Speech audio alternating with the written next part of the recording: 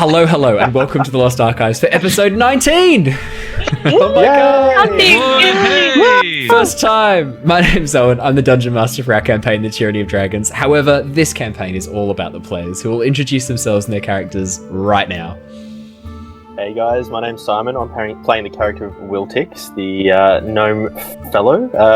He's small, he's angry, he likes to kill things, and he's just getting more violent as we go on. It's great fun.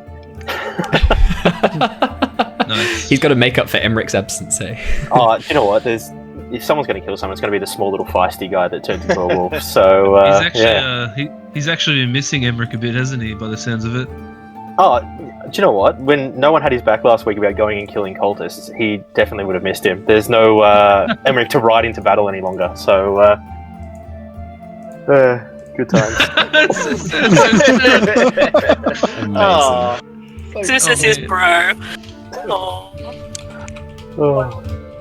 Well, you can always rely on your friendly neighborhood Dragonborn to set things on fire, which is my character. That's my segue. And what's your character's name, Claire? Well, my name is Claire, and my character's name is Mira, who is a Dragonborn Sorcerer. She's half red dragon, half silver dragon. And yeah, she enjoys setting things on fire. And, you know, she'll be your bro, Wiltix. She's not very good at being a bro, but she'll try. That's okay. We'll figure it out, Mira. Mira does best. Hey guys, I'm Andrew. I'm playing Azure Lightheart, our resident celestial Aasimar Monk. Somewhat of a good guy, loves a bit of ass kicking, and doing it in the most fancy way possible. And the more acrobatic my 1-2 punch, the better. So. Yep. All about the fancy ass kicking. Doing it with style. Hey guys, I'm Jared. I'm playing the character of Alerian Whisperwind, our resident bard. I think everyone sort of gathered that from the last few sessions, though, and all the shenanigans he's gotten up to, and hoping to have a lot more shenanigans on the way. There's a bit of mystery as well, I think, in the last episode that we'll have to unravel and see how that goes. I'll pass it over to Michael now. And I'm Michael. I'm playing Talari Fleetfoot, the monk Tabaxi, who's a bit of a wanderer and has wandered into the path of these fellows. So see where the trail leads him and how fast he can run down it. Indeed, and thank you for coming back for a second guest spot, Michael. Thank you so much for rejoining us. It's such an amazing character. I felt we had to get back at least a couple more times. So we hopefully, if you're free for another few, we can keep you on board for a couple more episodes. Sure. If you're willing. Sorry to spring that on you live on air. No, But, not a problem. Not a problem. This is yep, absolutely. No, You know the rules. You know the rules of before live broadcasting. If you make a promise, it's got to happen. Exactly right. That's true. Yeah. Very true.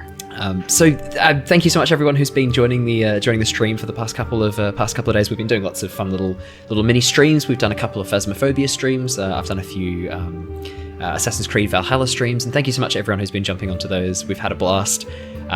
We're looking forward to doing some more Phasmophobia streams in the future. I'm hoping I can get Jared and Harley back on for the original Death Detectives group. Oh hell yeah, 100%. See if we can do some slightly more intense stuff. And now that there's some new updates coming out soon as well, looking forward to playing around with those. Now, last week I mentioned that I had made a guest appearance on a podcast called Tell Me About Your D&D Character, a really, really cool podcast hosted by the lovely Jeremy. You guys should definitely go check out if you get a chance. Links will be in the description, and I'll also be chucking them into chat during the break as well, so if you're watching us live, you'll be able to see them. Otherwise, they'll be in the description below and you can check them out. Jeremy basically does a podcast where he talks to people about their D&D characters, hence Tell Me About Your D&D Character. Absolutely just a great idea to have a podcast like that, and we had such a great time chatting. That is going to be live in the next couple of days, so if you haven't heard enough of my voice from this podcast, you can hear me talking to another person in another podcast. We chat about lots of fun stuff. We talk about how I sort of designed the world of Nostea, this homebrew world we're playing in, what sort of led me to create this world, and some of the behind the scenes stuff about the world. So some stuff that I think only Actually, only Andrew would know because he's the only one playing a Warforged in any of my campaigns. So yeah, some cool little behind-the-scenes stuff as well about the way the races work and things like that. So if you want to check that out, I absolutely could not recommend his podcast more highly. Links will be in the description. Definitely go show him some love. Now, let's get back into it. Our journey has been following the escapades of the Tempest Adventuring Guild from the League of Adventurers based in the merchant city of Oxenfurt, plus new guy they met 2 episodes ago.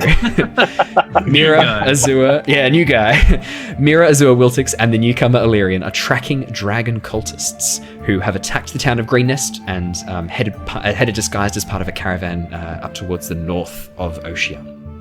It's been a long journey. The party have faced many dangers and met some colourful characters, and enjoyed a peaceful trip for the most part. After a pretty intense battle with some giant spiders, and the loss of some members of the caravan, the party limped through towards the town of Cloudfodge, one of the stops along the route. However, just before the caravan arrived in the town, they noticed the cultist wagons departing the group, making their way towards a rather dingy establishment called the Karnath Roadhouse. Azure decided to head into town with the carts and thus fulfill their contract, promising to return when he was able. The rest of the party decided to approach the roadhouse, and as they did so, Alerian recognized an approaching figure as a friend, Talari, a Tabaxi Monk he had spent some time with previously. Deciding to join the group because he had nothing better to do, I think was the logic there. Talari came along for the ride. The road had led you there, therefore you figured why not go along with it. Talari joined the group and they entered the roadhouse. Following some clues, particularly footprints and a scent trail that Wiltix was able to follow, the group were led to a hidden room guarded by some lizard folk. After a slightly tense conversation, the group were interrupted by Bog Luck, a large, burly, orcish gentleman of a rather sort of disgusting persuasion, who owned the roadhouse. Convincing him that they were there to stay, he invited them upstairs for some drinks, and they spent a bit of time talking. However, classic spies, Mira and Wiltix, let it slip that they were looking for members of the Cult of the Dragon, or the Order of the Dragon, and that they were looking for a group of people who had brought ungodly sums of treasure into the roadhouse. As a result, Bogluck invited them downstairs into his room, where he proceeded to threaten their lives. After some incredibly well-rolled persuasion checks and some very lucky and clutch moves, the group were able to convince Bogluck to work with them. And he led them to a secret tunnel. That led them underneath the Karnath Roadhouse and out into the swamps, telling them that the treasure that had been brought in was being taken to a castle deep within the swamp, an abandoned ruin known as Castle Nearytar. And that is where we left off last session. Although, actually, no, it isn't, because last session you guys actually fought some lizard folk. I almost forgot. So last session we left off after the group were ambushed by a group of lizard folk who seemed to be guarding the pathways through the swamp. And after a fairly tense battle, the group now stand victorious. I will bring you guys across to the map. The bodies of the lizard folk strewn about the tangled trees and roots. The swamp water up to about ankle deep in this section, fetid, smelling, and slimy. But we're not going to start with you guys. Instead, we're going to go to Azure, who last session enjoyed a nice, gentle trip into the town of Cloudfodge. Now, Azure, you stayed. I had a great time. Yeah, you stayed with Owen. You decided to fulfill your contract. You stayed with Owen and led the cart into town. That was the contract you'd signed. So you stayed with Owen, that orcish merchant that you'd spent some time with. You guys shared a couple of tales on the road at a fairly chill time. After about an hour or so, you arrived at the town gates. You were gestured inside by the guards, and the caravan split up, many going to different locations. Owen led you towards one of the West Coast trading depots, which is where he was looking to sell some of his goods. We can roleplay this if you'd like to, otherwise I can skip over it, up to you. That's okay. No, that's fine. We can keep going. In that case, yeah, he hands you 5 silver. Thanks you so much for your work as a Do tip. a quick little roleplay. Oh, Yeah, I mean, we... All right. You and him. We'll sit back. We'll just. Just do a quick little roleplay. I want to hear some of Sure. those amazing little Azure one-liners. Missed it. I missed it last week. We were attempting to fill the void. Oh, you guys would have done a great job. I Owen gave it did my pretty best. I gave it my best.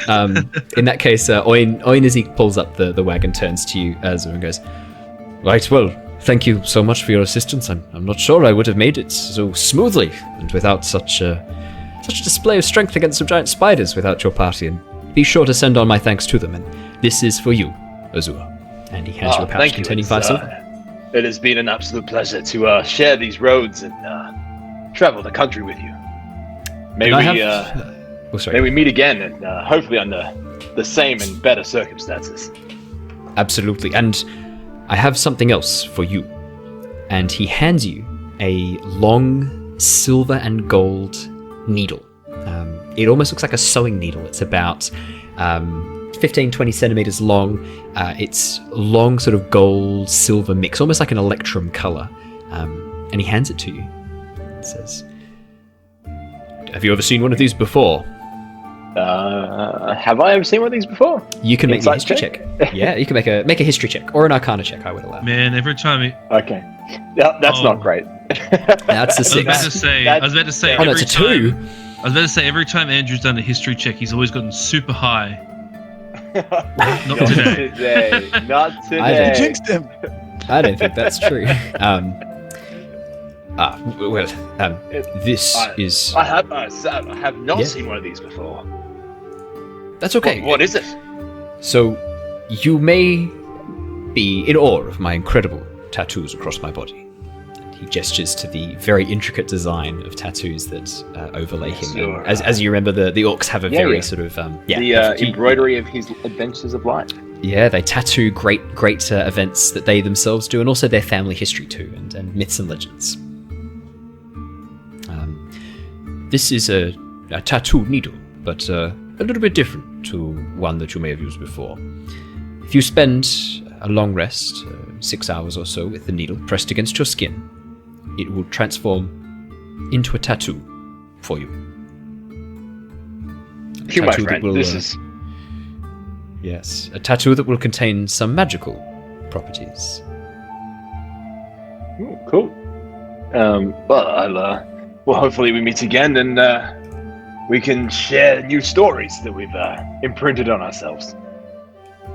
I would like that very much. Please stay safe so that we may do such a meeting. You too. May the ocean waves take you home, my friend. There it is. Yeah. We all knew it was going to happen. Yes. Hopefully one day I will again be worthy to sail upon the seas with my kin, but not quite yet. A bit more time to go. Now, Azure, you were handed a amulet by Mira. With the instructions that if you wanted to find the party, all you had to do was focus on their image while holding the amulet. Yep. Okay. Before I do head off, though, have we actually fulfilled our contract with the company? Yes, you have. There was nothing. You have. We didn't. That's it. Okay. You've done it. Mission success. Okay. I wasn't sure we had to take something back to him because he needed a receipt or something, didn't he? He wanted some proof that you had got it there. But because you argued with him, he eventually was like, all right, I'll organize a raven or something and I'll get them to send me confirmation. Okay, yeah, great. Okay. I will take out the amulets and have one last look around and focus on the images of the party. As you focus on the image of the party, the amulet begins to shake a little bit and glow red and vibrate, almost like a phone vibrating. This as you're holding onto it. And then the glow fades and it seems to pull you in a direction. You feel this pull back out towards the town gates and out of the town. Okay, I will start heading out of town. Fantastic, I assume I could feel that that's the direction they're going in. Yeah, you can feel the pull. It's almost like it is pulling you in that direction, and as long as you keep a hold of it, you can feel the direction they are. Like this, or at least it seems to be the direction they are. The way this thing is vibrating. Okay. And is there a horse I could take?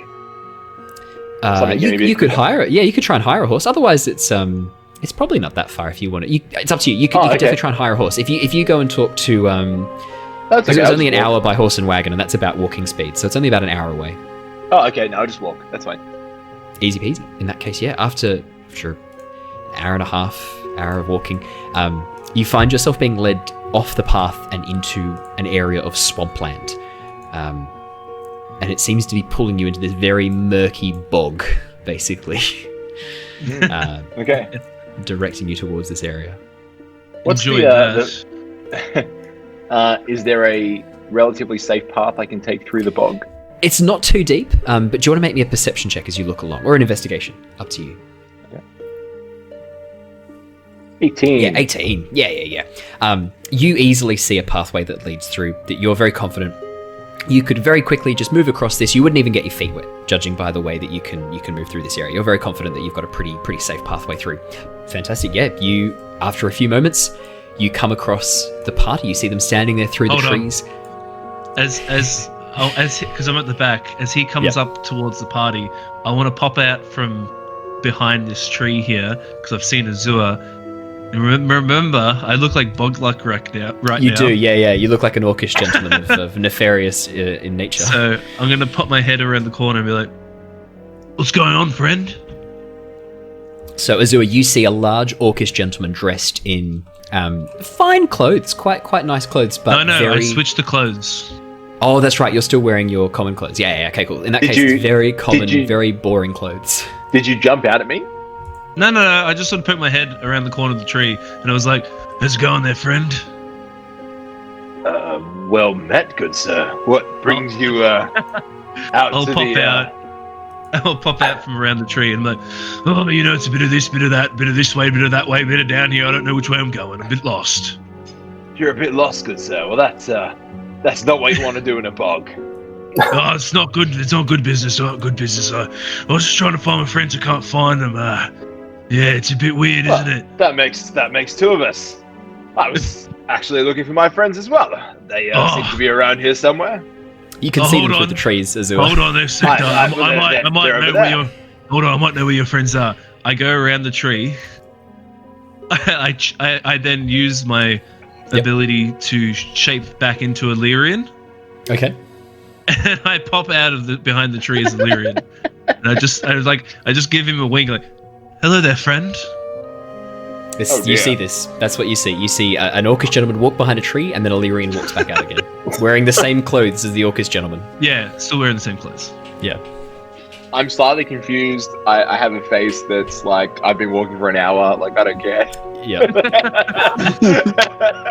That's very fair. Amused, I sort of look back and I sort of shout, "Hey guys, Azure's here." I was gonna say Alerian's here. You are Alerian. You turn into Azure and then go. That's awesome. I have arrived. Azure is here. That's what you guys see. Please Jared, you have to spend the whole session talking about yourself in the third person from now on. Oh my god, I've thought about making a character like that, but I'm not going to. It'd be too annoying. Alerian is here. I could do that for... I've got some ideas. It kind of makes sense for a changeling. I was going to say, it makes sense for a bard. Just talk about themselves as if they're in their own story. What's this changeling of which you speak? This is Claire speaking. What is a changeling? What is that? What is a changeling? Interesting little theory you've got there boiling up. Well, he might not even remember who he is. Just mask many faces, Claire. Come on. Oh yeah. Yep. Well met, party. It's what happened here? I can are the bodies of the lizard folk just kind of. Oh yeah, around? yeah. There's just corpses of these bipedal lizard-like creatures, green scaly skin, these large yellow-orange crests, just strewn across the area. Have Talari and I met before? No. There is I should describe. Actually, would you like to describe your character, Talari?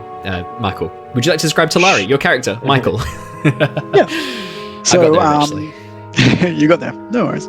You see a roughly lynx-ish type tabaxi with cream colour fur and dark spots, tall ears that come up with little bits of fuzz off the top. He has he has a quarterstaff hanging off his back, and he's dressed in vaguely sort of like loose flowing robes with bare feet and slightly stained sort of oldish material that looks comfortable but serviceable. And he's currently dragging the body of a lizard man towards the party. That's what you see. Wow. In a threatening action? No, just no. dragging, matter of factly. Okay. I don't know. How would I react? So, have we found a new friend as well? Oh, hello. Hello. It's nice to meet you. It is good to make your acquaintance, Winged One. Did you say winged man? Oh, wow. Winged You can one. see this. That's. Unfortunately, he doesn't quite have his wings out just yet. Oh, he doesn't have his but, wings out? Oh, okay. Not But I was just gonna yet. say, you can play that. You can play that you can see it. That's You kinda just cool. see it, yeah. That's fine. Not many would be able to see what you can see, my furry-eared friend. Yes. I'm just gonna do an insight, like a perception check, just as Absolutely. What can I see about him? Does anything 12. stand out? Suspicious, don't be. As you look over, What's that? Don't be Is this- suspicious. Don't be suspicious. as you look over Talari, you see a Tabaxi who's very lynx-like. His appearance is that of very much like that of a lynx. Pointed, tufted ears, sort of like a downy fur with some hints of sort of orange and reddish streaks through it, and these very faint greyish, darkish grey spots and things like that. Clothes are very simple and utilitarian. I think would be correct to say, Michael. He's very he's dressed for the road rather than any sort of event or anything like that. I know my perception check wasn't as good as it probably could be, but can I tell what kind of fighter he is? I mean, like from the muscle tone, the way he walks, So I can tell you straight off the bat that he is wielding a quarterstaff, and that's it, right? Like that's it. You've just got the quarterstaff, don't you? Well, he has a very sort of a kind of floaty-ish sort of way of walking. Where it's very, very, very lithe and just sort of Would I recognize that? I mean, I'd say that seeing as you're a monk, I would say you recognize similar signs of training. There are similar stances that you're using, similar sort of there would be things you recognize. Some of the way he moves, some of his stances might be a little bit recognizable to you. Yeah. A little bit familiar. Right. but well, maybe slightly more homespun than Yeah, official okay. training. Okay. Yes. Yeah. Well, I'm just gonna move up to you and just clasp your hand, like clasp your forearm, and just welcome you, brother. It is good to see. Good to see another of the path. It is well met. It's always nice to have a fellow brother out here in the wild. Yes. Can I just say, you guys are so wholesome with introductions. I love it. Thank you so much for being so cool. just for being so cool all the time. Well, Thanks, guys. Well, you're welcome. But one day we'll surprise you. One day. I don't want to be surprised. You guys are lovely now. Can you just stay lovely? So at this point, it is sort of heading into the evening. Just to give you guys some context, it is heading towards the evening. It is not dark, but the sun is threatening to set in the next little bit, and you are in a fetid swamp, would be the best way to describe this. So assuming we don't want to stay in here. Well, it's up to you guys. Do we want to push forward and see where the cultists/lizards were coming from? Might be more Well, solid ground up ahead if it's a castle. I think in the time we have here, I think we'll also give Azure just a quick rundown. So basically we're here. I have notes actually. I remember overhearing things. Let me just get that up quickly. So I heard swamp, danger, castle ruins, treasure, boats over water. Yes, So you did. that's just a little context for you, Azure. And then you were actually told the name of the castle by Bob Black. thank you. It's called Castle Nearytar. Ooh, okay, we'll check that in. Nearytar, sorry. Castle Nearytar? Nearytar. We're gonna go with Nearytar, everybody. We're locking it in. Castle Nearytar. Nearytar. Nearytar. Castle Nearytar. Castle Rumor. Castle Nearytar. What's Okay. just quickly before we move on, what's everyone actually looking like for HP and such? Well, if you were to look on the stream, humble watcher, That's a you would good see point. the D&D Beyond overlay is showing people's health live as we play. Thank you, D&D wow. Beyond Overlay. We're not sponsored. I'm kidding. Yeah. Carry on. Everyone's isn't too bad. Exhausted. I am tapped, as it were. Admittedly, though, I wouldn't mind a quick short rest, maybe. That could not be a terrible idea. Just I 'cause also wouldn't mind. mind getting rid of these bodies, if it is possible. Well, yes. I think that'll be a good choice. Surely there'll be somewhere to find in a swamp to dump bodies. Sure, this is the place for it, is it not? Perhaps Oh, if you yes. find a nice boggy place, I can just... And you start just kind of like finding like a really mushy part of the bog where you can sort of start like slopping Well, away. If you do a perception Yeah. check, I'll give you advantage. Because I'll help you. I'll give you the help action. Sure. Because we're both sort of looking around and we're both talking about it. So if you are given the help action, you may have advantage on this roll. Yes. I will give 18. the help action. 17.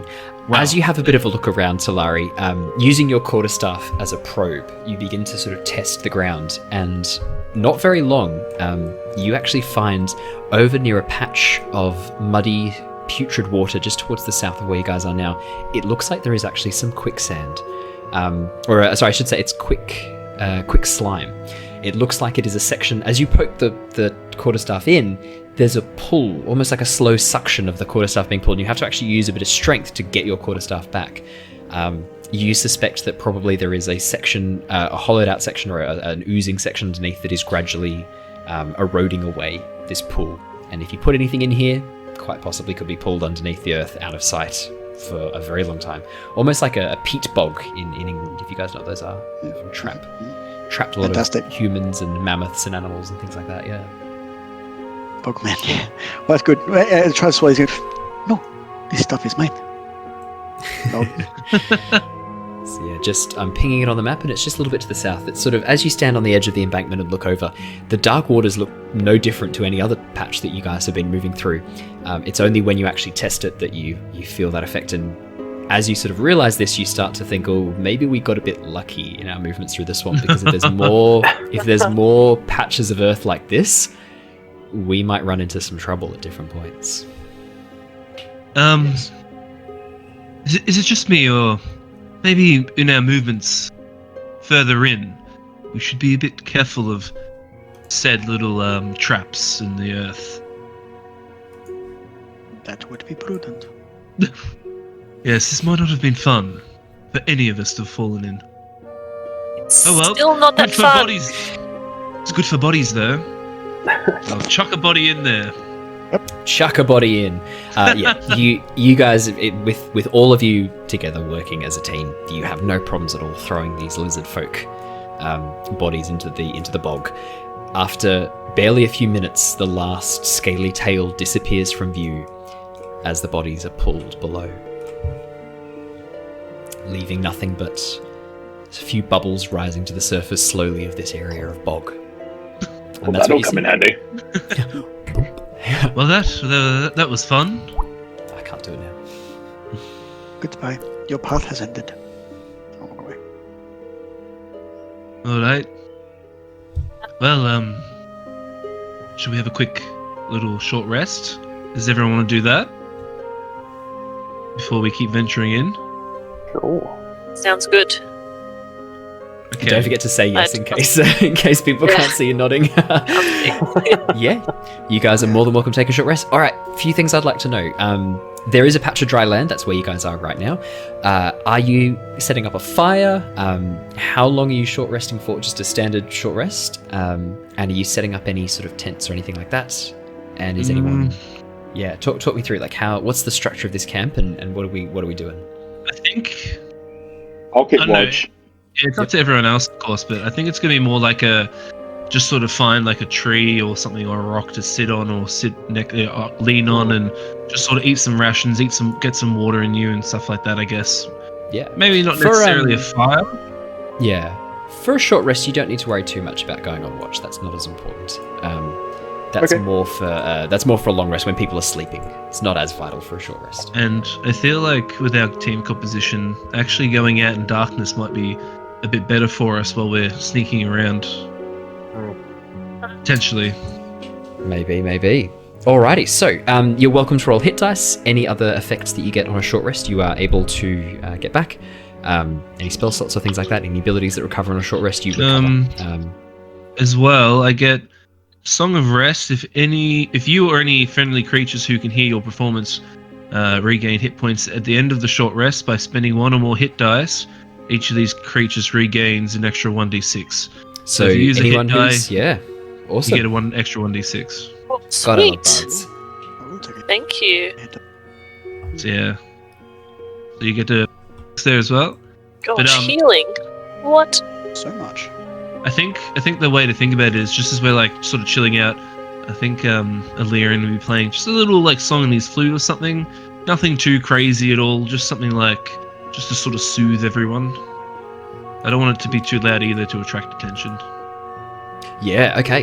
Do you want to make me a stealth check then? All right, let's do it. Also, as Alerian is playing his 19, nice. as he's playing his Very, music, very quietly. yeah, very quietly. Yeah. Talari is doing some what you could suppose would be stretches, but it's sort of a mix between like Tai Chi, yoga, and contortionism. As he sort of just like a cat. Okay. As he sort of just he's just going through his motions and keeping his muscles all limber. Absolutely. You guys see Talari doing at sometimes what you would have assumed to be impossible positions and movements, but somehow his lithe cat form seems able to move with grace and with ease through these almost like a kata, right? Like a military kata. Yeah. Like yeah. That's a Alerian, you cat. play softly, deftly, and with great musicality. And Sorry, you're doing it as well, Azure. Are you going to match him? I'm joining in.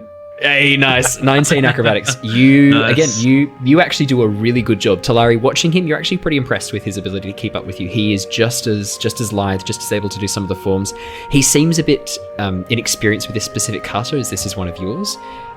But he follows along, and after a few stumbled moments, he seems to get the hang of it, and sure enough, matches you very closely after that.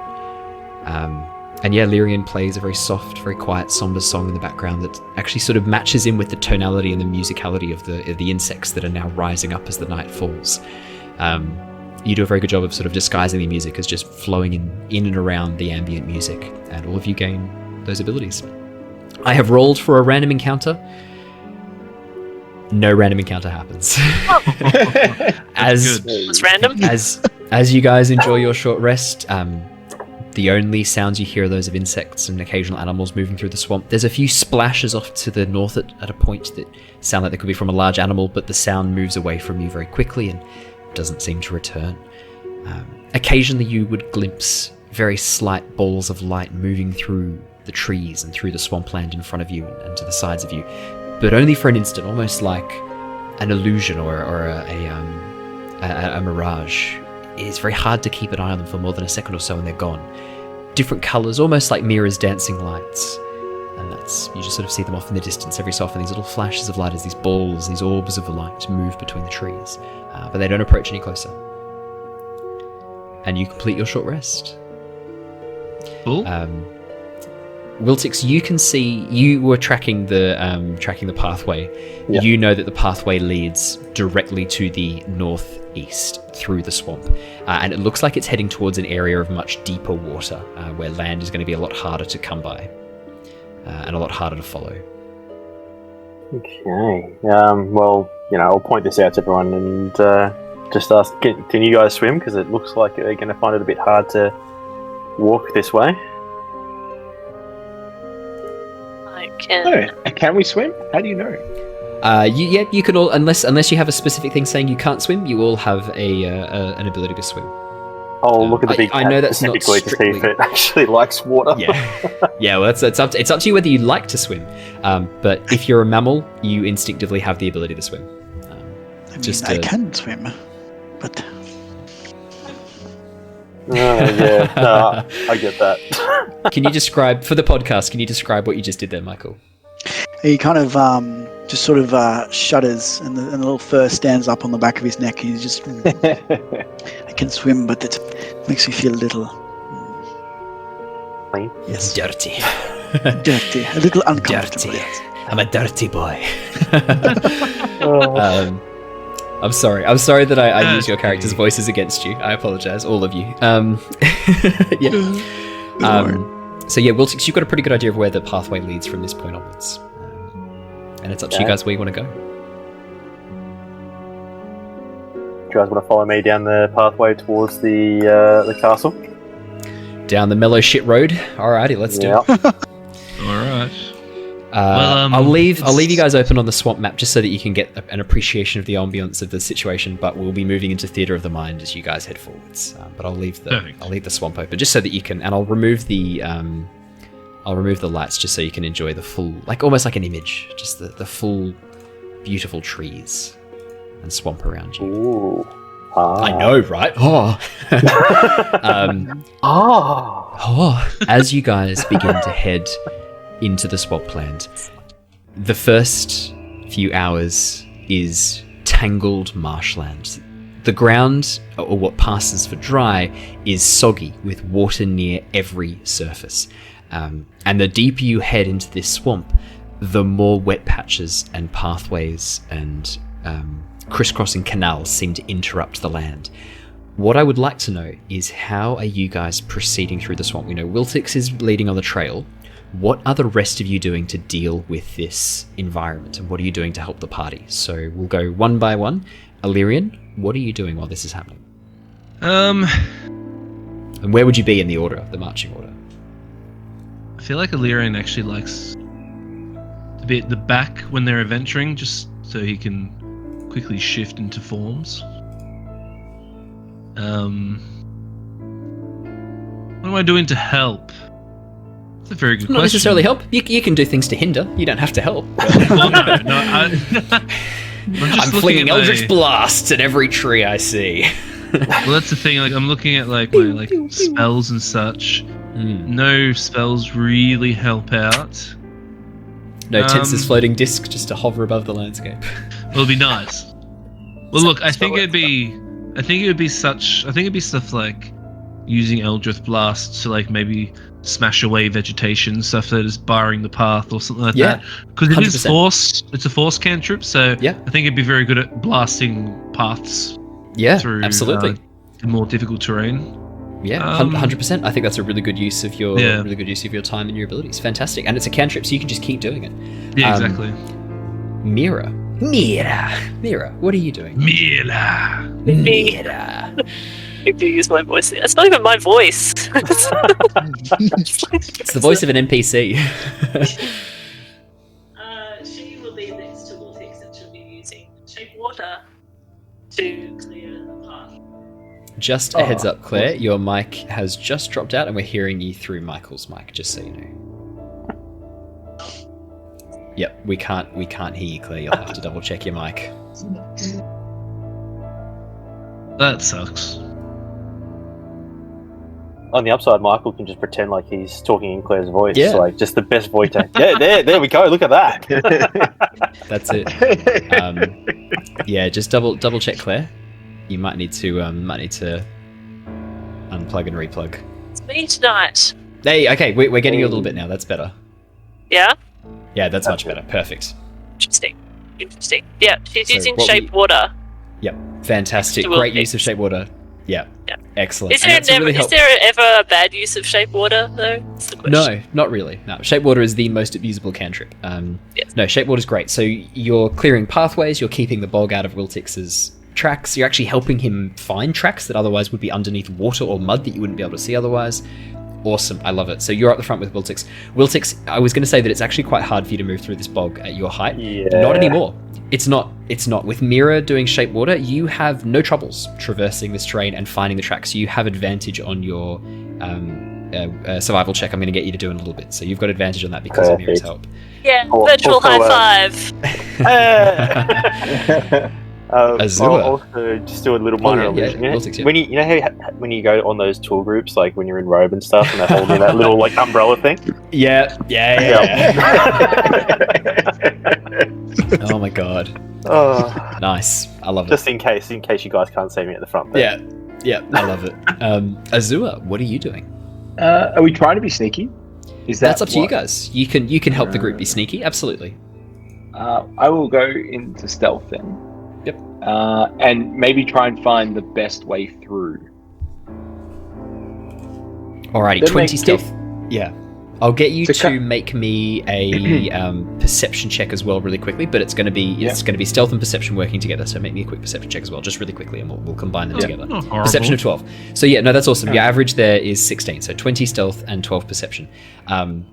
Using a combination of very light, careful footwork, your knowledge of how to be sneaky moving through different environments, and then your ability to look out ahead. While Wiltix is fully focused on the pathway, you're actually focused on keeping you guys from making any like blunders, like splashing, stepping on any obvious twigs and leaves, making sure the pathway is actually clear enough, zipping ahead sometimes to make it clear, and then occasionally darting behind to hide your presence, hide your tracks to quickly brush away.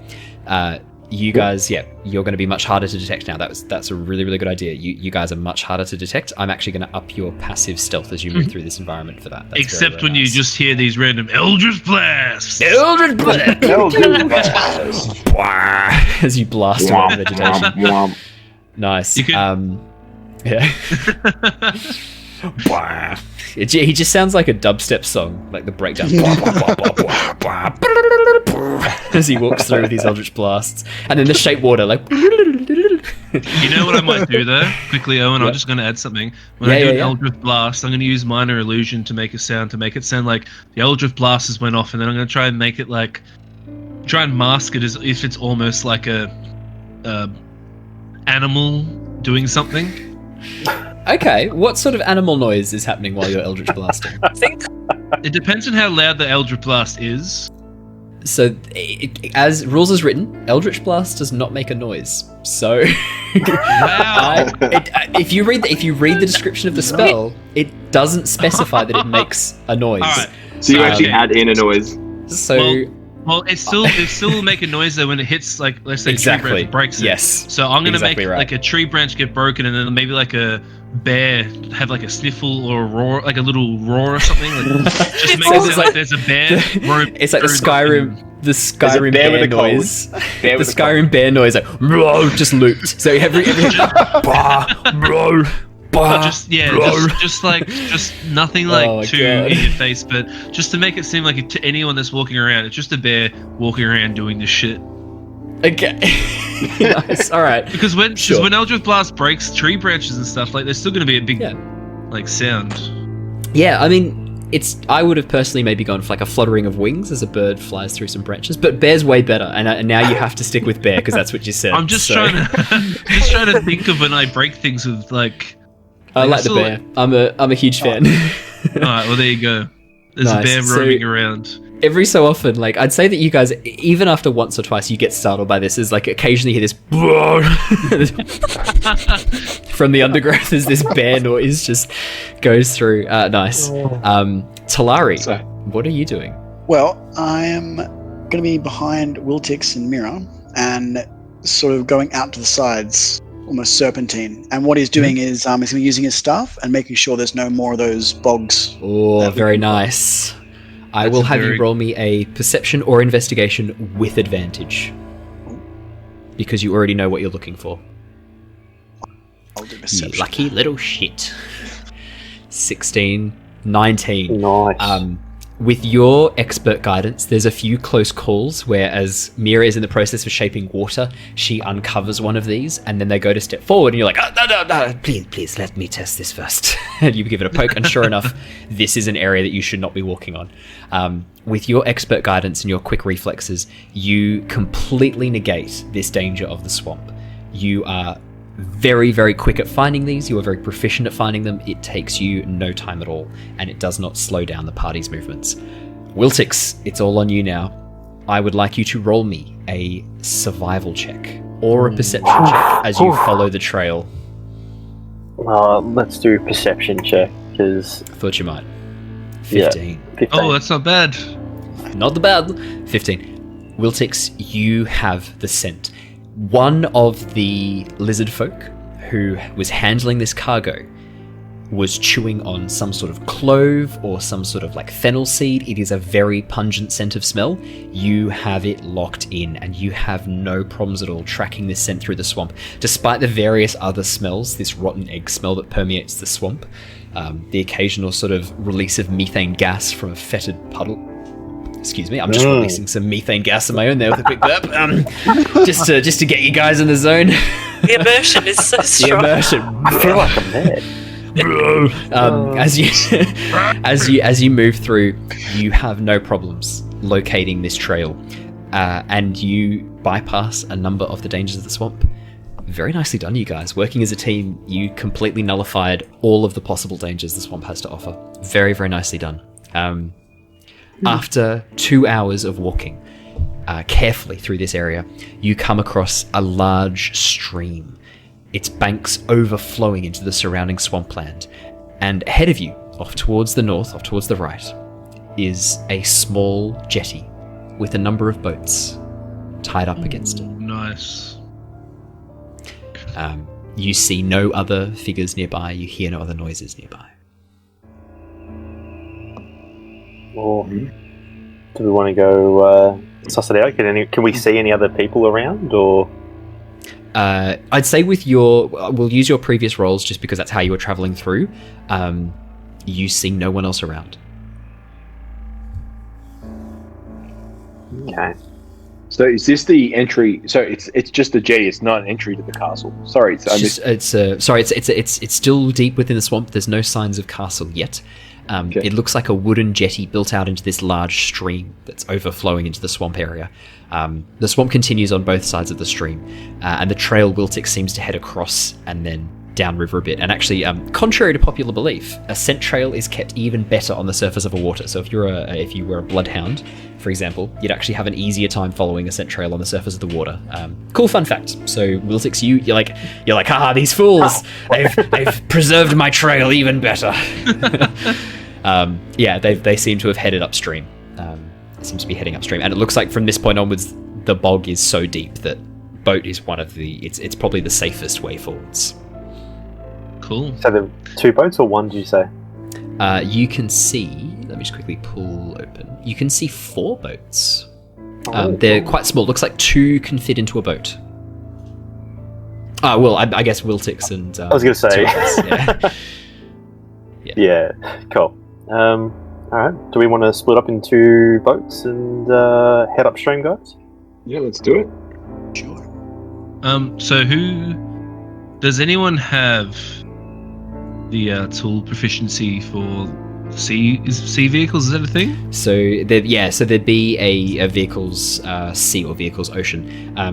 If anyone is proficient in that, that's awesome. Let me know now if you're proficient in seagoing vessels. If you're not, it's actually okay because you're going to be moving across. It's just punting. It's cool. There's like large poles that push against the ground. It's not very hard. Oh, that's good because I'm not proficient in it. You don't have to worry. So, how are you guys getting into the boats, and who is in what boat? Well, I'll jump into one boat. I'm just going to stand right at the tip of the boat and point forward to where I want people to row. Nice. Maybe I'll go in with Wiltix because I can also help shape water to make it easier for him to navigate again. Yeah, that's a really good point. Maybe Azure go with them as well because I think it makes sense considering that they're the OG 3. Well, me and Talari are like buddies, like outside of like knowing these guys. So maybe me and Talari can go into a boat together. I think it just for like purposes of like everyone knowing each other as long as they have. I think it makes sense that the OG 3 would stick together. That makes a lot of sense. OG3, Yeah. And the boats that are in like this, they're all in good condition. I'm assuming there's no. Oh, do you want to make me an investigation check? I do. That's a good point.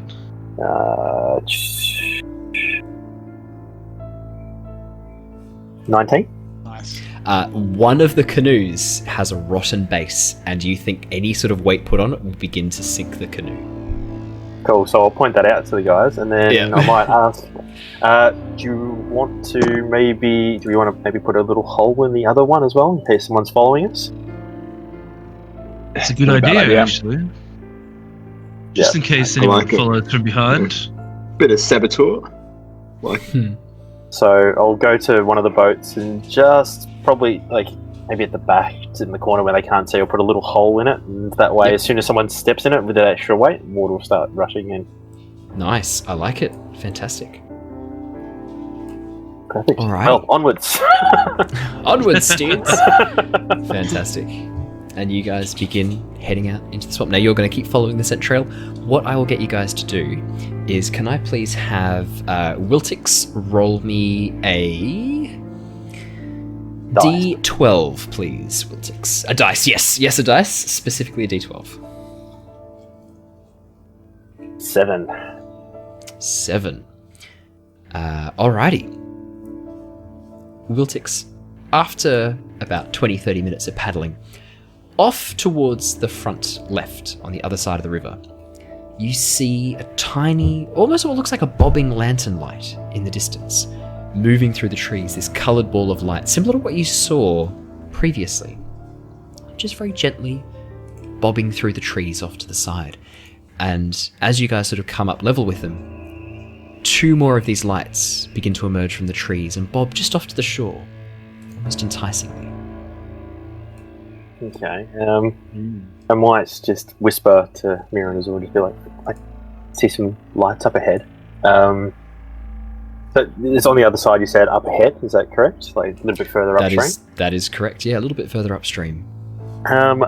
Would I be able to just also do a minor illusion? I know I can only do like a 5-foot cube or whatever it is, but would I be able to make a rectangle which would cover the side of the canoe, just in the same colour as what the water is that we're on?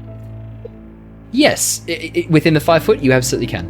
100%. Yeah, so you can make any object illusionary inside of that 5-foot space. So yes, cool. You can definitely do that. Just to mimic the water that we're on, so that way if someone does look over, then you can definitely do that. And I might try and signal to the other 2 on the boats behind us and try and point the lights out if they can see it. Yeah, as you gesture over, all of you can now see these bobbing lights moving about in the darkness. What did Wiltix do again in minor illusion, sorry? He hid the boat and himself from the side, so now it's very hard to see. Yeah. So how many people does it need to have the boat? Like, how many people need to be rowing the boat? It's just one person at the back punting. Okay. So then if Talari punts, then I'll sort of look at Wiltix as he's done that, and I'll go, yeah, that's very good actually, and I'll do minor illusion as well, and it's sort of similar to mimic him. So now we're both sort of doing the same thing in minor illusion. Yeah. Very nice. And then in the boat with Mira and Azure. Oh, you're with Wiltix. Yeah. Wiltix is in one, and I'm in the other. So I saw him do it, and I'm like, whoa, that's actually a good idea. So I've started very nice doing that as well. So what are your spell save DCs? Because I need to roll something against your spell save DCs. How do we figure that out again? Because it's not on my sheet. Oh, so it'd be 10 plus your intelligence. 10 plus my intelligence. So 13. Yeah, mine's 13. 13 as well. Ooh, okay. As you guys begin moving forwards with these illusions up, the balls of light get closer and closer and closer until they're almost level with you, 5 foot away. And then they turn and move back into the darkness, into the tree line, bobbing as they go, seemingly fooled by your illusion. Nicely done. Nicely Can we see what done. kind of creatures or anything that they were? Yeah. Do you want to make me a nature check? I think Jared knows what it is. Or Arcana. Nature or Arcana. I'd allow either. Assist, just because I'm... actually, Arcana's better if I can roll that again, if that's alright. Yeah, that's fine. Yeah, I said it after you said. That's a 12. 12. Yeah, Wiltix, as you look at these things, you think these are will-o'-the-wisps. I or figured. will-o'-wisps. I figured they were. What you know about them is you pull open your lexicon, your legerdemain, and consult your bestiary. Suddenly appearing, as you've now seen these and recognize what they are, filling the pages is some information on the will-o'-wisps. Will-o'-wisps are malevolent, wispy balls of light that haunt lonely places and battlefields, bound by dark fate or dark magic to feed on fear and despair. They are the souls of evil beings that perished in anguish or misery as they wandered forsaken lands permeated with powerful magic. They thrive in swampy bogs and bone-strewn battlefields, where the oppressive weight of sorrow stoops even heavier than the low-hanging mist and fog. Wow. Well, that's what it says. That was just a little dodge. Very good. Your ledger's very poetic in the way it describes things. I was going to say that I'm impressed with what I'm reading. Yeah. I pretend like I wrote that. Seriously, guys, nicely done. After a very short amount of time, and having avoided every single danger the swamp could throw at you, I'm going to bring you across to a new map. I'll just copy your player tokens first so that I can get the lights working. Because you guys are giant because of the way the tokens work. Perfect. They were very pretty, though. What was that, sorry? The will-o'-the-wisp. They were quite pretty. Very pretty, but very dangerous. Alrighty, perfect. Let me bring you across. Pew.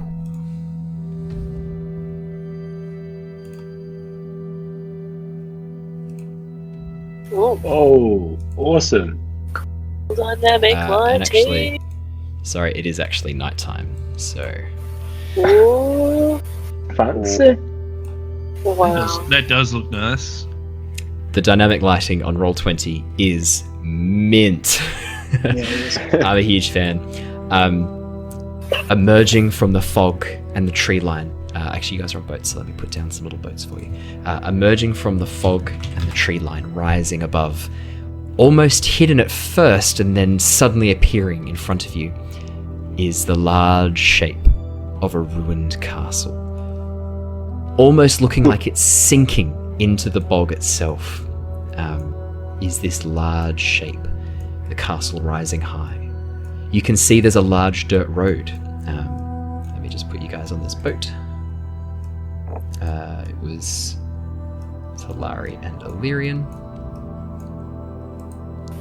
As you look forward, you can see it almost looks like the castle is sinking into the bog. The foundations have been mostly consumed by the rising water. And as you continue forwards, you can see that there is a large moat that's been dug around the outside of the castle. On the battlements, you can see a number of guards, a mixture of humans and humanoids, halflings, elves, half-elves, a couple of dragonborn moving about, and one or two Goliaths patrolling the top levels of the battlements. It looks like if you were to take this on head first, you would be in for a tough fight. Not impossible, but tough. And that is what you guys see. Cool. Is there Jared, like we've lost a... you from Roll20. Oh, there you are, you're back. Go on, carry on. Sorry, my roll 20 just All good. No, went that's backwards. okay. You can see also, I'll say that where you guys are at this area here, which is a landing, there are a couple of other dugout canoes that have been pulled up onto the shore. A couple of paddles abandoned around them. You can see that they have been hastily left aside, and the trail seems to end here, and then the water part of the trail, and then it continues on land up towards the main gate of the castle. Towards the south, this area below, in here, you can see it looks like there is a 5-foot high wall, a wooden stockade made from sturdy logs driven deep into the earth, bound together with twisting fibre. It's very hard to see anything inside. And then off towards the distance is the main gate, which I will ping on your maps over here. Okay. So this secondary stockade that you pinged here, It's just Is that separate... connected to the castle? No, not at all. It's just a separate... It's basically a round bunch of wooden stakes that have been driven into the ground about 5 feet high. That's just been driven into the ground, forming this almost... It looks like a fence or a barrier or some sort of stockade. A semi-permanent structure. Doesn't look like it was built at the same time as the castle. Looks like it's been added more recently. The wood hasn't yet rotted, but it has grown moss and lichen. Indeed. What's our plan, guys? Pulling up with the other boats, are we? Yes, you have caught up with the boats, but there is no one on them. So the boats are located basically just on the side of the riverbank here. You can see the river continues down a short distance away, and it looks like there are a number of huts off in the distance, built upon the shore. And on the bank, is there like any reeds or anything like that, or is it just... Yes, you can see the reeds here, and that's how you guys are staying hidden. The reeds are long and very, very tall, easily 6 to 7 feet tall, these long reeds. And so you think that at the moment you're partially hidden behind these. Is there somewhere we can hide the boats? That's what I was going to say, in the reeds maybe, if we drag them up? Yeah, absolutely. This is Yeah, otherwise on the other side of the river there's an area that you could hide them in the reeds, and then there's a few stepping stones here that you guys could move across if you wanted to get across the land. That's probably a better idea. Which one looks more hidden from just like looking at it?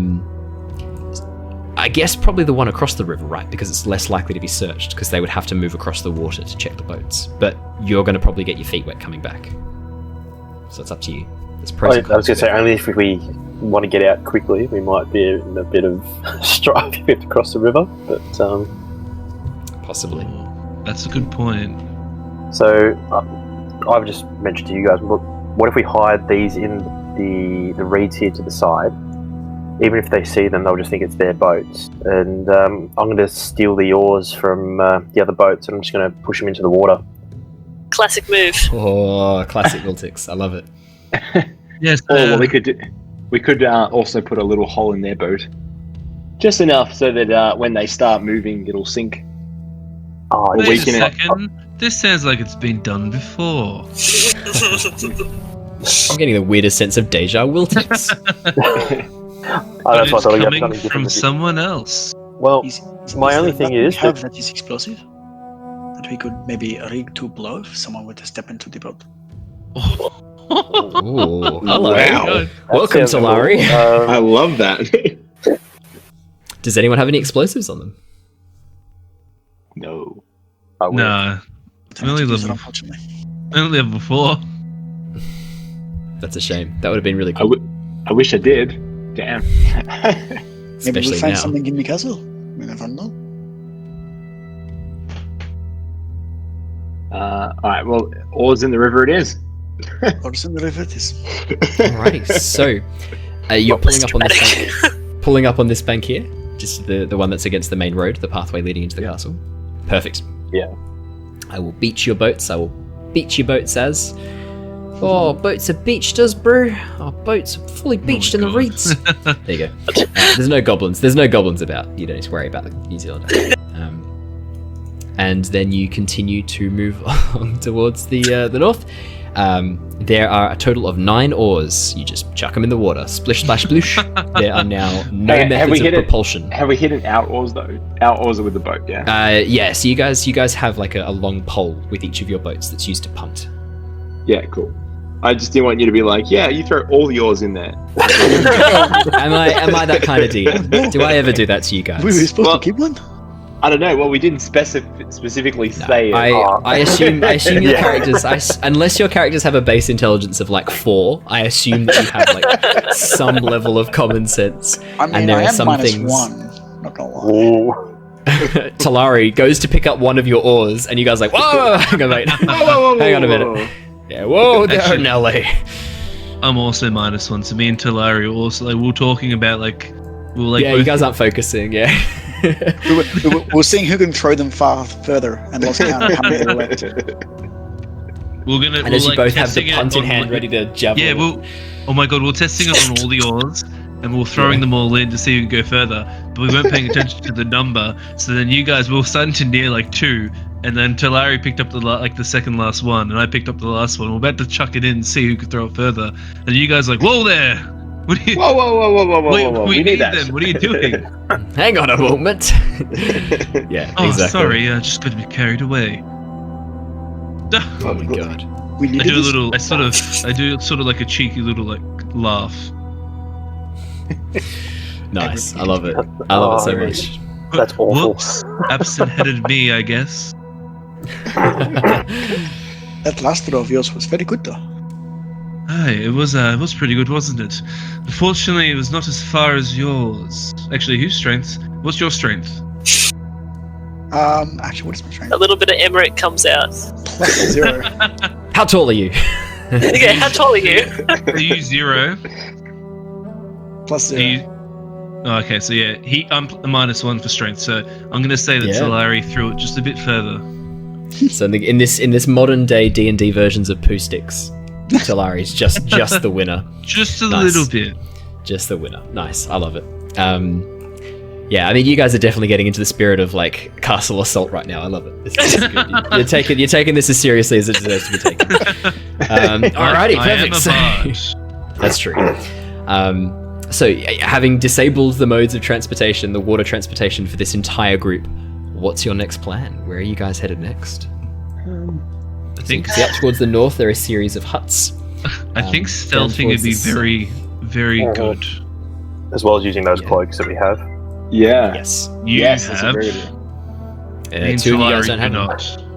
That's fine. Um, I'm gonna sort of stand behind some of the reeds, Owen, and Yep. away from prying eyes, aka party members. I'm gonna use a quick stealth. Okay, so this is only for the change. I'm not People gonna that use that pers- stealth yeah. roll when I'm stealthing later. okay. I'm gonna quickly shift into the guy I sketched from the cultist caravan. Yep. Absolutely. After a few seconds, you take on his form. Okay. And so behind reeds, so some people look, 7's pretty low for stealth, so everyone's pretty much going to see this because passive perception. If they're like if they're trying to look, through the reeds and at me as I change, it's up to them. But yeah, if they do look, they'll see just some shapes moving, some glints of like white coming through and stuff like that. So like white skin, pale, like white hair and such, and then I'll walk back out as the cultist. Yeah, absolutely. That's Larry what I sort see. of saunters over to Mira and be like, he knows we can see him, right? I don't know. Not I mean, quite we're all sure. watching. Maybe you can feel that. You know how you can feel that when people are So- watching. I guess it'll be up to Owen how much you guys can see, because 7's pretty low, but I was hiding behind If reeds, anyone- so it's up to Yeah. Owen. If anyone's got a passive perception of greater than 7, Oh, well, then. Which is even me, actually. Mine what is you see 10. is as Talari moves into the area nearby, there is a brief moment of a shimmer as he moves through the reeds, because he's still moving at this point. As he moves through the reeds, there's this almost like a shimmer and a flicker of white, and you watch as his eyes turn dark for a few seconds. This wave of white flesh moves across, closely followed by the cultist's skin tones. Almost looks like his flesh ripples a little bit, but it's only for a second as he moves through the reeds, and the movement of the reeds throws off your sight for a little bit, so you're not quite sure whether you've seen this or whether you've imagined it. If it's an action, by the way, Owen, would that be 6 seconds? 6 roughly? seconds. Yeah. So yeah, I'm saying it's even quicker because you're moving through the reeds. They're only catching glimpses Yeah. of this as it happens, but they do still see a familiar. I think familiar flash of white. Well, Azure hasn't seen this yeah. yet, so Azure hasn't. So yeah, Azure, you see Alerian's skin, and his face and form shift into this white flesh first, and then into a humanoid form and into this cultist.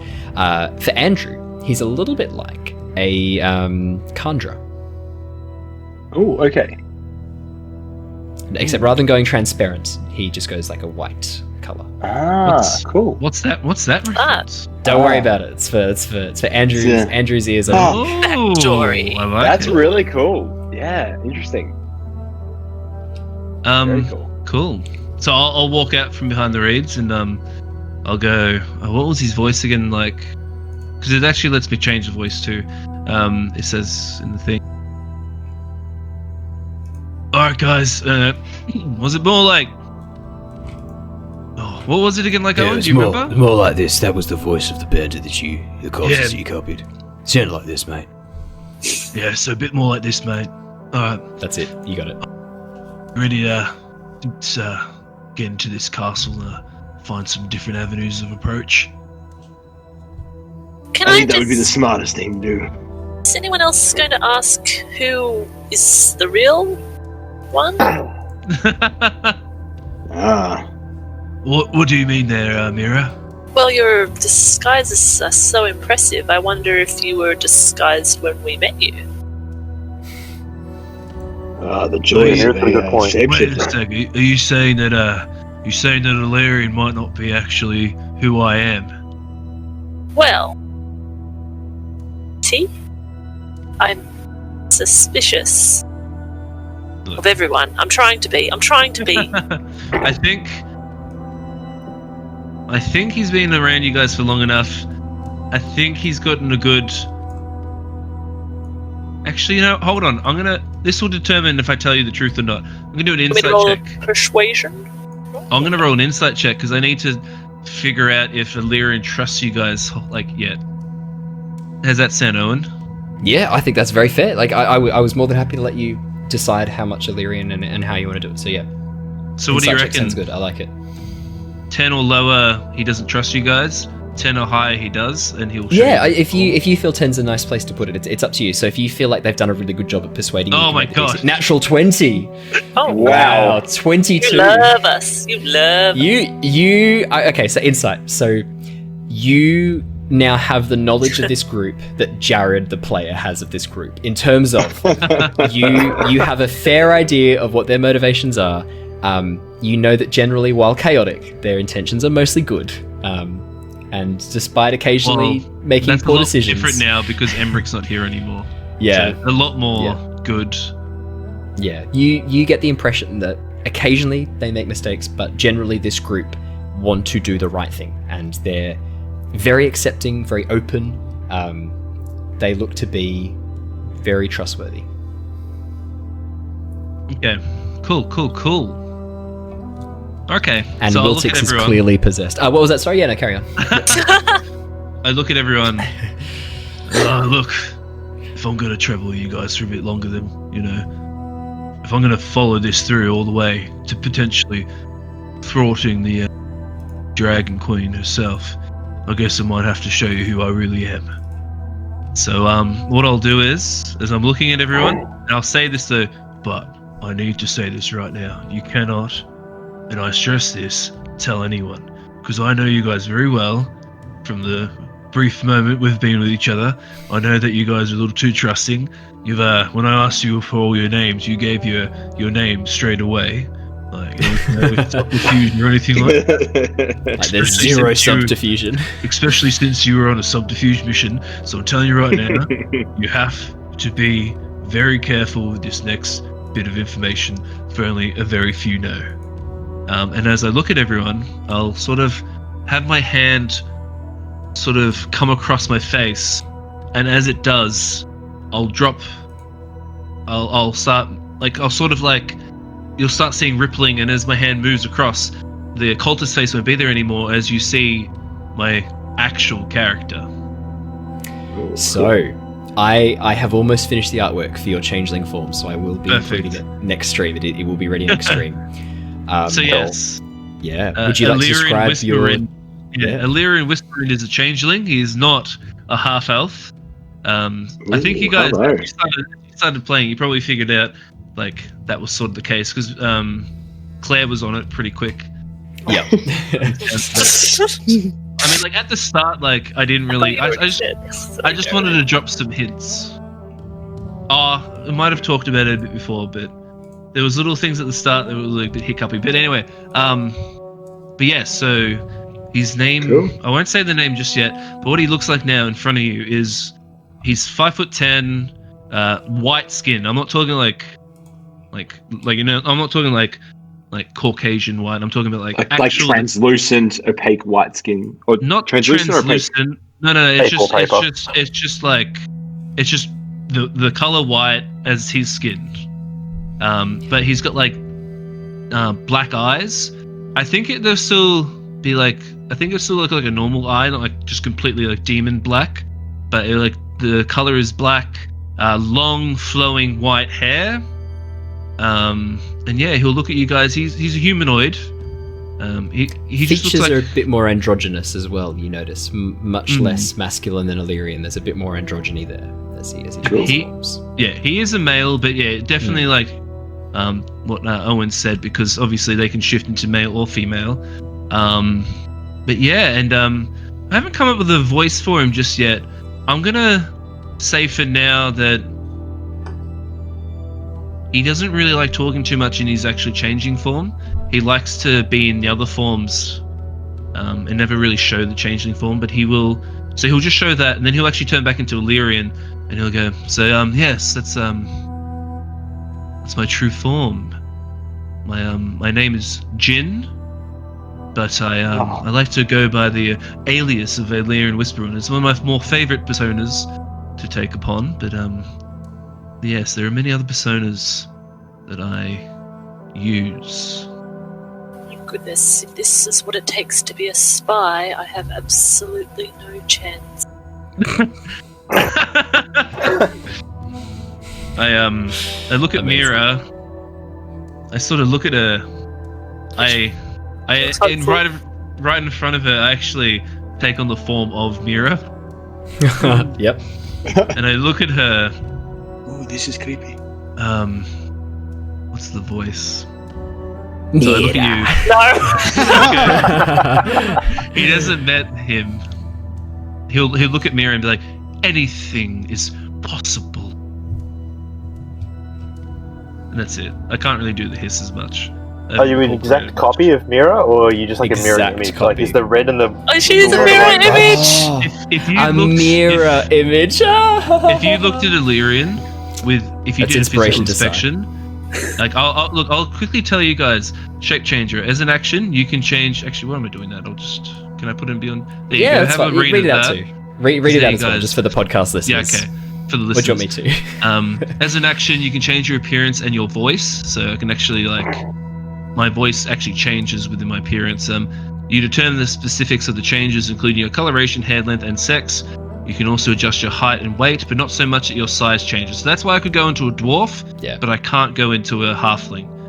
You can make yourself appear as a member of another race, though none of your game statistics change. You can't duplicate the appearance of a creature you've never seen, and you must adopt a form that has the same basic arrangement of limbs that you have. Your So we're clothing and allowing equipment tails. We're allowing aren't tails. changed by this That's trait. You stay in the new form until you use an action to revert to your true form until you die. So basically, it's not magic; it's a feature. It's a race thing. So if you did a physical inspection, I would be identical pretty much to Mira because I spent a lot of time with her. But like we were doing with Bogluck, because I've only just seen him and I hadn't had time to study him, it made sense that I would have to like with the tattoos. Upon closer inspection, you probably find that the tattoos would be not hold up. But for the most part, I look exactly like her and stuff. If it was what's some of the magic, like disguise self and stuff, then magic could see through that if you used the right spell or had the right feature. But this is completely different. Yeah, it's much harder to see through. I will say we are changing a little bit. I know those of you who are very heavy on rules as written, it does say down the bottom that you stay in the new form until you use an action to revert your true form when you die. We've changed it a little bit because that's shit, and it doesnn't give him much usability of it. So we're speeding that up a little bit. So Alerian can sort of move between the forms. He just has to have a few seconds of the white moving across, just because that's cooler, and that's how we're doing it. I mean, if I wanted to do the actual rules, then I'd have to use it, wait Change 6 back, seconds, and change, and then- which is fine. Yeah. But yeah, that's cool that you're flexible like that. No. I think it's way better. It just makes more sense. So yeah, that's so Alerian is his main persona, but I have a lot of notes. I have 20 personas. I've just written little descriptions 20? about them. That's I've impressive. just that I've come up with, and they're little just descriptions, nothing too big, just that I can change around, and it gives me way more flexibility to like roleplay. Oh, that's really cool. A lot of fun. Great race. So yeah. Well, yeah. Does anyone? What does everyone think when they see this changeling called Jin now just sort of in front of them? I'd probably say do me next after you've just done Mira. But, Oh, yes, please. Yeah. I will change back into Alerian, like I said. Has anyone ever? Sorry, Jared. Sorry, go. No, I was going to say, unfortunately, this is no parlor trick. I cannot just change you like I can change myself. It's not magic. Actually, I could, though. I have disguise self, but I'm not going to use it.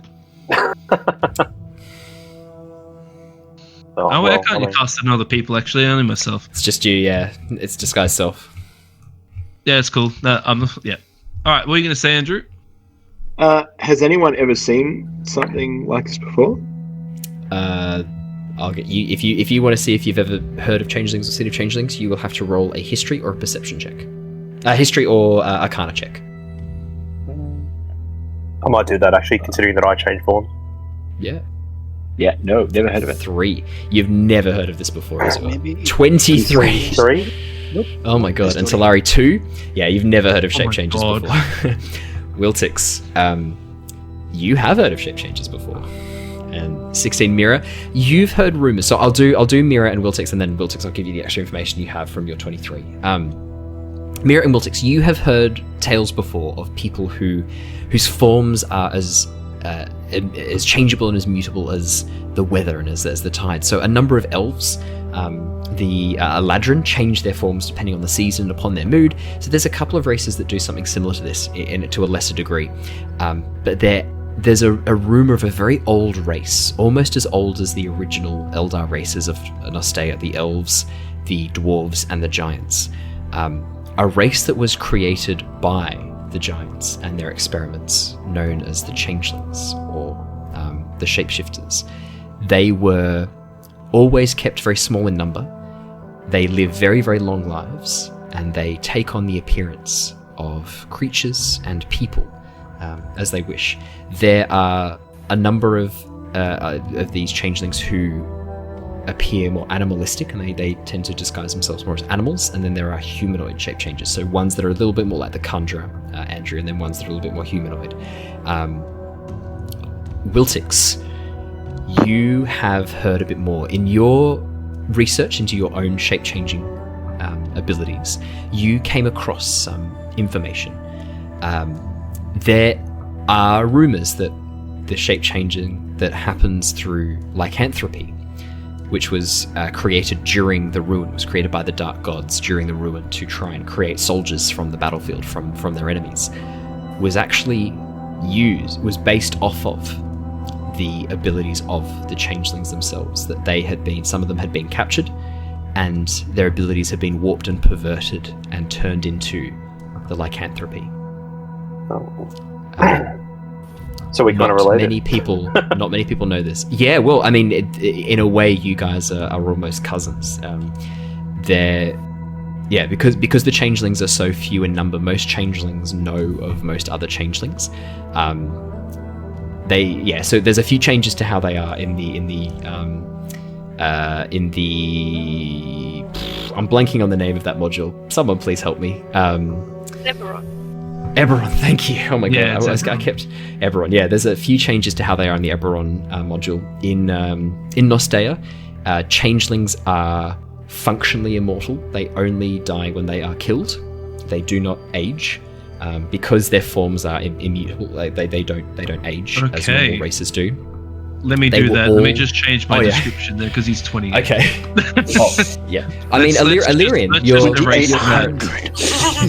your current form, Alerian, is 28. That's absolutely fine. Let's go with that. Yeah, but you yourself would be far, far older. You would have been around long before the Ruin. You would have been. Oh my god! Okay, cool. Yeah. You are the oldest character in this group by far. Yes, that's sick. When a changeling, although actually, if you want to be a new changeling, you can be, because when a changeling dies, if their body is found soon enough, a new soul is put upon it using a giant rune in a very, very... None of you guys know this. This is just Alerian. This is just Jin. There is a secret to bring back and put a new spirit inside the body of the changelings. And it's if the body has gotten to soon enough and the rune is inscribed, the changeling is essentially reborn as a new being. I think a whole new personality, a whole new memory. So it's up to you if you want to be a new one or if you want to be an old one. I actually think it makes sense due to the backstory, because to be a new one. To be a new one, because a lot of the backstory is more current and present day. Yeah. It wouldn't make sense for a lot of the backstory hooks if it was like thousands of years ago. Yeah. So I'll go with new one. The way that changelings were made originally was never given to the changelings. The giants kept that information to themselves. The changelings cannot make new members of their race unless one of them dies, and they use that body and the rune to create a new one. So every couple of 100 years, there are less and less changelings over time. And that is one of the great sort of, drives for changelings, is to try and find a way to either find the giants again, who have left this world long ago, or to discover how the changelings were made and how they were created, because your people don't know, and there is no way to make more of you at this point. Awesome. And probably a major driver for some of the changelings is like species continuation. Like how can we continue as a species? Yeah. So could you say they're great drivers of social changeling? Take your inspiration, you punny man. So yeah. Wiltix, what you know is that you probably, your knowledge of changelings goes back to what you know, which is their relationship to your abilities and your curse, which is the lycanthropy was made from changelings. It was a perversion of the same sort of magic, that same form-changing magic that the giants used to create the changelings. It's the same sort of stuff that was used to create lycanthropes. Much more of a bestial and much less variability, but far more combat-oriented.